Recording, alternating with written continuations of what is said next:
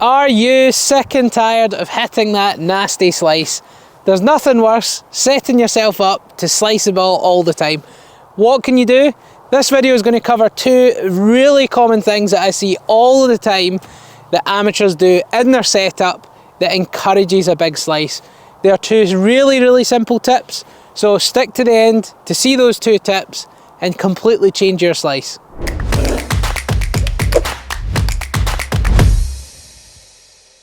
So let's get started. If you're sick and tired of hitting that nasty slice off to the right, these are three things that are absolutely fundamental to check. They're really simple, really easy to resolve, and they should really start to put a dent in that big slice and hopefully turn them into some straight ones or maybe even some slight little draws. Common mistake number one that I would see way too often with slicers is where you place that ball position. It's really common, really common for slicers to put the ball way too far forward in their stance. Yes, putting that ball far forward could lead to you hitting up on the ball, but unfortunately what it's going to mean, you're going to hit it much later in the arc. You're probably going to change your body angles. You're going to twist and open your body, which leads to an across, down and left swing direction, and that is definitely one of the faults that we would see with someone who slices the ball. So a good example of what we would see, if someone puts the ball too far forward, the whole body has to turn, especially the shoulders move to the left, the whole body points way left of target. We've set ourselves up to have a much steeper plane in the backswing. We're probably going to come over the top from there, and if we swing across it with a face open to that path, guess what, golfers? You are going to slice the ball. So that is definitely one thing that we need to try and change. So golfers, what we quite often see is the ball goes outside of the left foot. That is no use. We're going to swing more out to in than normal, so we need to nudge that back again. It's also going to encourage us to try and twist the body this way and lose the tilts that are required in order to hit the ball straight or hit a draw. So we're going to move that inside the left heel. So start with our feet together. We're going to take a small step with the left foot, a bigger step with the right foot, and that is going to get our ball inside the left heel. From the down the line angle, we're going to go small step, big step, and what that's going to do is, rather than having the ball forward, which encourages this with the shoulders and an opening of the body, and for anyone who's not sure what opening means, it's essentially when your body is pointing quite far left of the target. So that can lead to that. We're going to go for a small step, a bigger step, get the ball inside the left heel, and then our body is going to be much more neutral and running parallel with the ball to target line. If anything, if we're looking to try and hit a draw, then optimal would be the body to be slightly closed. So especially the shoulders, having the shoulders slightly to the right of the target.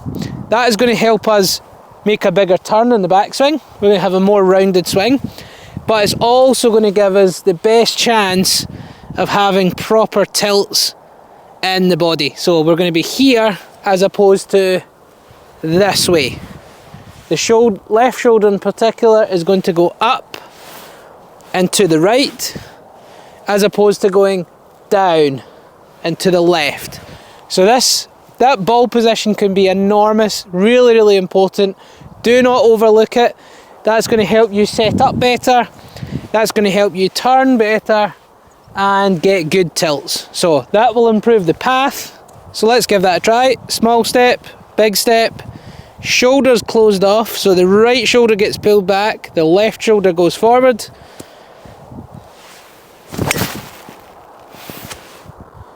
And then we've just hit a little draw down the middle. So give that a try. Do not overlook that ball position. It can be so important. Another common mistake I would see with slicers is the right hand grip. What I see a lot of slicers doing is, when holding the club, they put their right hand right round, way to the left, and they get this V shape here, pointing up towards the left shoulder. The problem with that is, what you quite often see from there is the face starts to get incredibly open in the takeaway, but then it also makes it very difficult to start to close the face coming back down. So with that, what we want to try and do is get away from that right hand being wrapped way on top. Again, what that's going to do is that's going to open those shoulders, which will lead to the same problems as what we've just mentioned. And if we can get it stronger, get this elbow nice and soft, we're actually going to have a much better takeaway and a much better club face.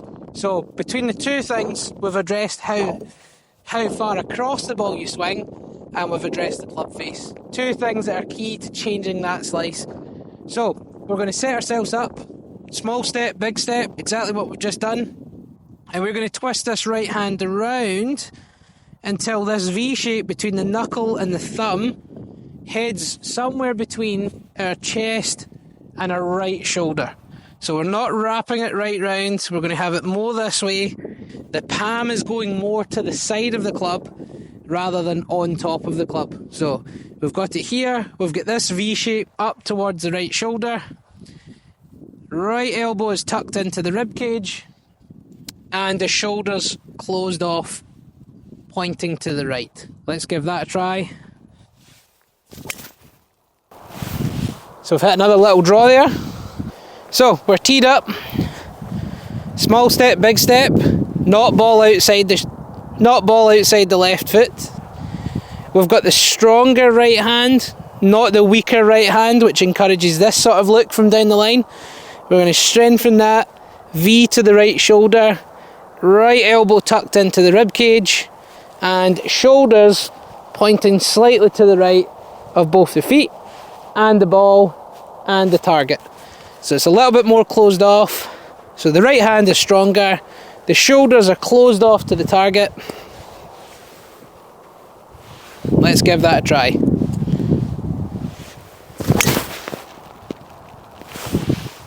Tiny bit of right to left.